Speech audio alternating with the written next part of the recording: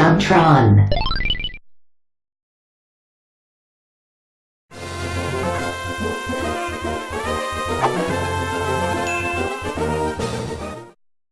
Pokémon, a series dearly beloved by many. Few games can claim to harness its gravitational pull. This golden goose has sold millions upon millions of copies, spawned countless varieties of merchandise, and touched multiple generations of kids and adults alike. How many franchises do you know that bridge the generational gap? Now I know what you're probably thinking to yourself. Why are you telling me this? I've played them all. I've been to them all. I've been to Kanto, Johto, Ancho, Habanero, Poblano, Antonio Banderas. I swung them all, sister. Swung with the best. But you ain't never seen the likes of this. That's right. With every big fish, there's a leech on the belly. Today, we're gonna have a look at the fascinating world of bootlegged Pokemon games. Now, these aren't games you can find in stores. They're games that made their way into circulation one way or another. None of them are licensed or acknowledged by Nintendo, and they're pretty damn hard to find. First off, let's look at what's known as Pocket Monster. It's inferred that it was released in the year 2000 by DVS Electronics, because on the box art there are two small icons reading New Game and 2000. Hey, it's not empirical science, but what can I tell you? I'm a simple man. It's strange. The label on my game says Pokemon Pikachu Edition, which first off isn't even the name of the game at hand, but if you peel back the label, there's another label that says Pikachu and it's spelled wrong? What is this game? Who made it and why? Look at this Pikachu, seriously, is it any wonder why he's so popular? Even when he's half-assed and bootlegged, he still melts my heart. I can feel the money loosening from my wallet already. He's all like, you.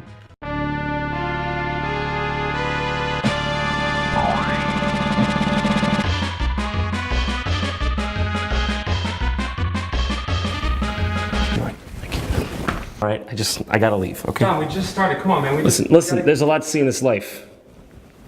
Not wasting it here. Well, there's a shocker for you. 5 seconds into the game and it's already like...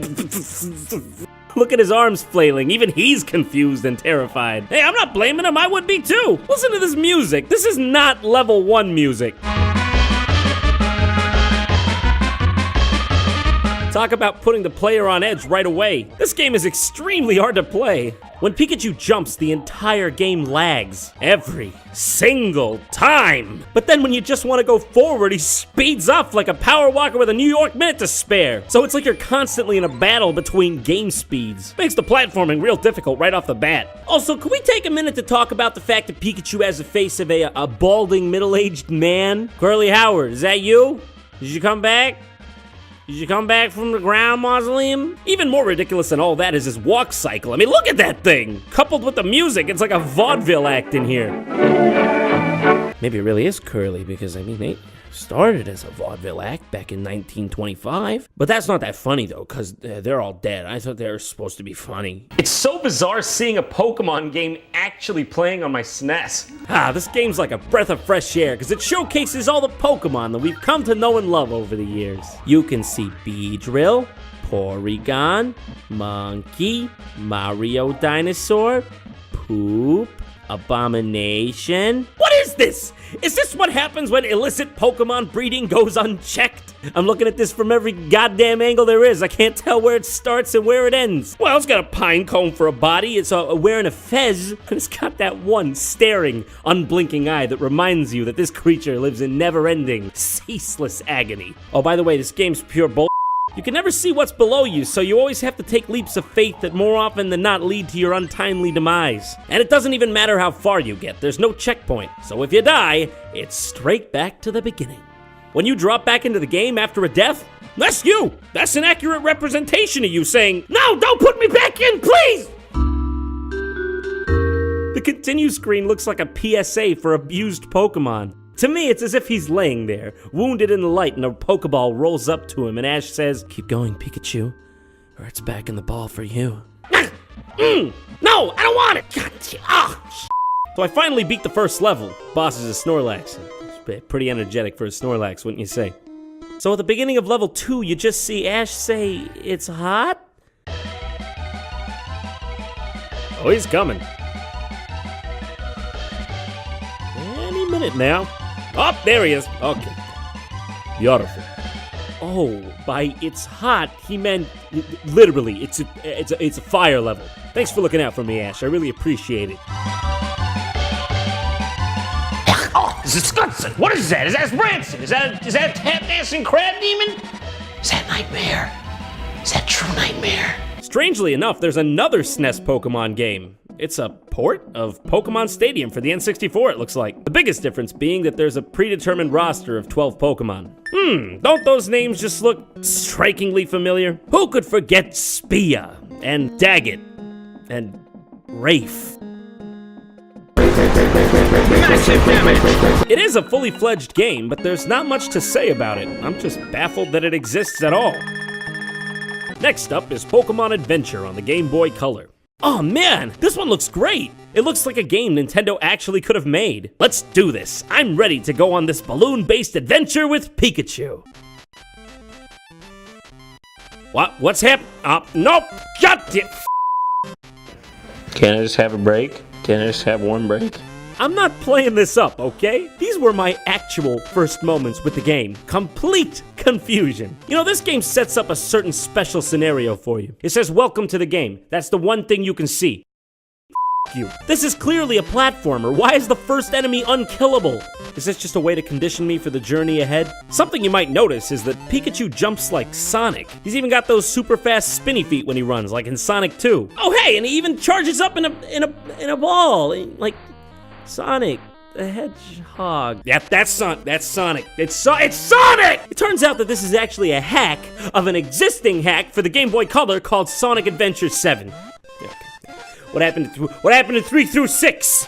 Do you even realize what this means? Ladies and gentlemen, we are playing what could be the world's very first double hack.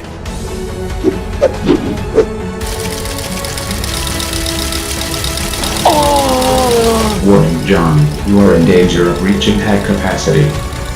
Next one up's a bit weird. It's called Moemon.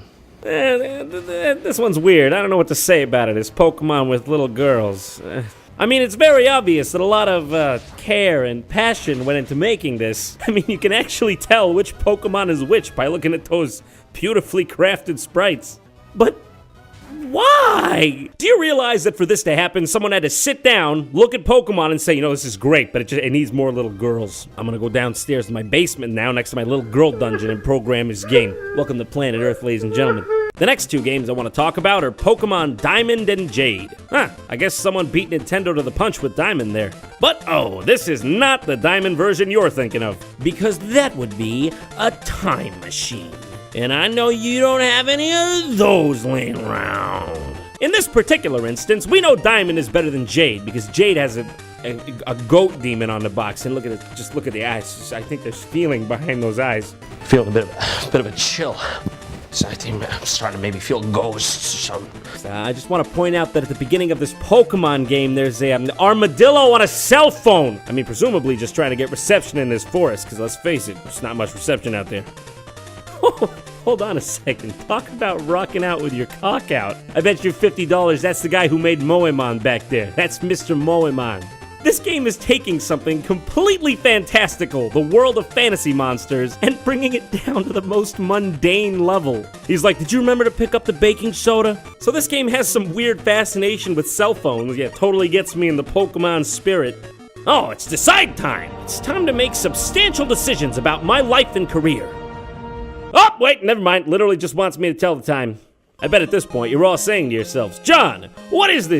Get it out of my face. This doesn't look anything like a Pokemon game. Well, if that's what you were thinking, you'd be right. It is in fact a Japanese cell phone themed RPG called Keitai Denju Telefang. Okay, now get this. It means mobile phone beast Telefang. God damn it, that was the word I wanted to know most. What in God's name is a Telefang? Listen, Japan, I know this was the early 2000s, but I just can't see a series about monsters talking on telephones ever catching on. Damn it, he's nothing. Yeah, you can say that again. Now the next one's actually one of my favorite ones. It's called Pokemon Vietnamese Crystal. Yeah, that's actually what it's called. That's racist. Now you listen here, Pip Pip, a racist mind is a racist kind. Now you take that to sleep with you tonight, because I know I'm not going to change hearts and minds in a day. You don't give a man a peanut, expect him to have a farm the next day. But it's all right. It's all right. One day, we will all be equal on this earth. Until then, I'm going to give you a kiss, Muffin. This game is exactly as advertised. It's Pokemon Crystal for Game Boy Color, but translated to Vietnamese and sold on the street as a bootleg. Oh, but that is not what sets this game apart from the rest. What makes this one so special is the bizarre translation. Welcome! It's Elf's World? Elf's World? Oh man, this game's bringing the nostalgia right back. How could I forget the first time I ever met Professor Oak? Oh, excuse me, I'm sorry, how could I have been so rude? I meant to call him by his preferred name. Elf Monster. He literally demands that not just me, but everyone call him Elf Monster. I couldn't make this shit up. I couldn't make this shit up if I tried. I'm sad that I lack the talent to make this shit up. Elves. Here are called Monster. Well, that's good to know. He looks happy enough about it. They existed everywhere. Oh, that's terrible. What happened to them? They play friendly, help each other. There are many secrets inside to know these riddles. Oh, philosophy-wise, he's up there with the greats. Aristotle, Plato, Confucius, meth head down my street that forgot how to speak English from too much meth. Please check the time. Well, it was about 1:15. Why'd you want me to do that? How many minutes? I don't know, there's about 60 of them in an hour. Are we talking days? Weeks? Years? Oh, okay, looks like I gotta set the time. What af 3 hin time? Well, that's a fantastic question. I don't know myself. Oh, I'm sorry. I mean, you don't gotta yell. I didn't know it meant so much to you. af 3h17 bad. Sleep too late. Yeah, I think I'm gonna quit here. This game's starting to judge my lifestyle. I don't need that. I made it past age 18. I pay my bills. I pay my taxes. I'm gonna sleep late if I want to. You. Let's get back to the real games here. Pokemon 4-in-1 on the NES. That's just so weird to me. A Pokemon game on a console 10 years older than the original game. Who thought this was a good idea? Essentially what we've got here is just a collection of minigames based around Pokemon, 3 of which apparently revolve around pica, the eating disorder which causes people to ingest inedible objects. And speaking of food, Pikachu himself looks like a potato. Pika Click, Pika Slot, Pika Dance, and Pac-Man? That one is just called Pac-Man. Okay, hold on. No, that is the only game that had a P in it to begin with. They could have just as easily called it Pika Man, as all the others are themed with Pika, but no, they just left it Pac-Man. Alright, I'll give them the benefit of the doubt. Maybe they didn't want the subtlety of their blatant theft to be lost on the masses. Pika Click is just a game where you match blocks. I don't know what's going on with this one. I don't even know if you can lose. Click, click, click, fuck it, I don't give a Pika Slot is stupid too. It's just a slot machine. Literally. It's just luck. Press the button and watch it go. The only feedback you get from this game is the win box on the right. Who would play this? Who would Pac-Man. Oh, now this one's good. This one has some depth to it. Probably because it's Pac-Man. Literally, it's Pac-Man, and it changed the course of the gaming market when it came out because it's Pac-Man. Pika Dance is great. Look at him go, set to the song Butterfly by Smile DK. Where are these Pokemon going to? I think I want to head up there with them. Oh, not to mention, every single high score on this game is DDR, DDR, DDR, DDR, didn't bother to hide it, DDR, didn't bother to hide it, Pac-Man, DDR, lose, lose, lose, lose, lose, lose! Well, my work's done here. I'm gonna go get a goddamn glass of bootleg milk, calm my goddamn nerves, feel like Geppetto in the goddamn Pinocchio musical.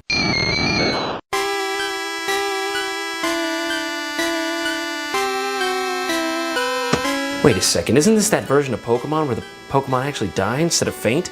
And I had that version of Lavender Town that caused all those Japanese kids to get mysteriously ill. Oh, I should get rid of this. Well, maybe I'll just have one play